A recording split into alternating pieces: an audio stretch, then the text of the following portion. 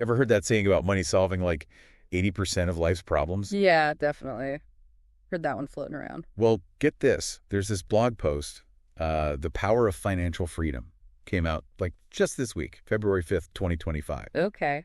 And it dives deep into, how financial freedom isn't just about like having cash. It's about how it changes your whole approach to, well, life, really. Interesting. So we're going to take a deep dive today, see what this whole financial freedom thing is all about, what it could actually, mean for all of us. Yeah, let's do it. One thing that jumped out from this blog, right off the bat, Hmm. they just come out and say it. 80% of life's problems solved with money. Pretty bold statement, right? Yeah, no kidding. It's definitely a statement, but the blog actually backs it up, goes beyond just throwing that number out there. Oh, really? How so? Well, they use this example of a job, right? Like, imagine you're stuck in a job that just sucks the life out of you. Yeah, been there. It's like, you need the paycheck, so you're trapped. But they're saying with financial security, quitting isn't just about escaping that awful job. All right. You could actually have the means to, like, start your own thing, maybe retrain for something you actually care about, or even just, take some time to figure things out, all without the pressure of bills piling up. So it's about choice. Exactly. It's about having the power to choose, to not be stuck because of money. It's like almost like they're defining financial freedom right there without actually saying it. Yeah, you know what? You're totally right. The blog doesn't lay out a formal definition, but it's all about, like, having the ability to choose your own path, not being held back by, well, financial limitations. Okay, so it's bigger than just having a bunch of money. Way bigger. And the blog goes on to say that, when you have that kind of freedom, you can actually start focusing on the stuff money can't directly fix, that other 20%. Yeah, right. The things that really matter, like personal growth, relationships, figuring out, like, what your purpose is, all that good stuff. Exactly. Yeah. But it's hard to focus on any of that when you're constantly freaking out about money. Right, absolutely. I mean, think about it. It's like you have this constant background noise of financial stress, and it just makes it so much harder to invest in anything else. Your passions, the people you care about. Yeah, so you're always in survival mode. Makes sense. Yeah. But imagine, like, if that financial anxiety just faded away, what could you actually prioritize then? Good question. What do you think?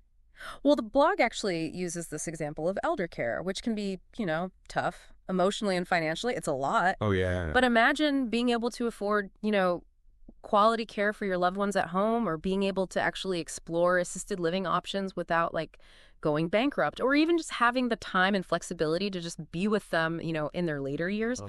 It's not that money magically makes the emotional stuff disappear, Right. but it can definitely, like, lighten the load and just give you more options. Yeah, that makes a lot of sense. And that actually ties back to the blog's point about, what is it called? Opportunity cost. Mm-hmm. It's like we focus so much on the money we're spending, Mm-hmm. but we often forget about all the things we're missing out on because we're, held back by finances, all those missed experiences and opportunities for growth and, just life. Yeah, exactly. It's like this invisible cost that we don't always think about. Like, you might be staying in a job you hate because you're terrified of taking a pay cut, even though it's killing you inside. Oh, yeah.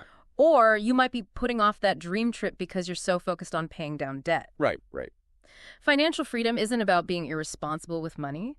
It's about having the ability to make choices that align with what you actually care about without constantly feeling like you're sacrificing something else. Makes you think, like, what could you actually do if you had that breathing room, I mean, maybe it's something big like finally launching that business you've been dreaming of, or maybe it's something small like finally taking that pottery class, or just being able to spend quality time with your loved ones without stressing about the cost. What would it be for you?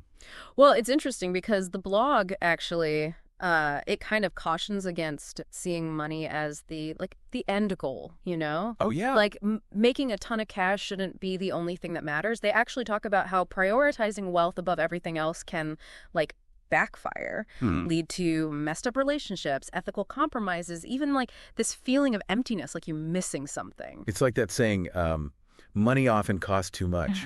It's not worth it if it costs you your values and the things that actually make life good. Totally. The blog is all about, like, seeing money as a tool. And just like any tool, you can use it to build something great, or you can use it to, do some damage. It really comes down to how you choose to use it. So true. So As we wrap up this deep dive, maybe the takeaway here is that financial stability isn't really about the numbers in your bank account. Right. It's about having the freedom to create a life that you actually want, a life that has meaning, strong connections, and the ability to say yes to things that, light you up. Yeah. So here's something to think about. If you were to achieve, true financial freedom, what's like a big problem out there that you would want to tackle?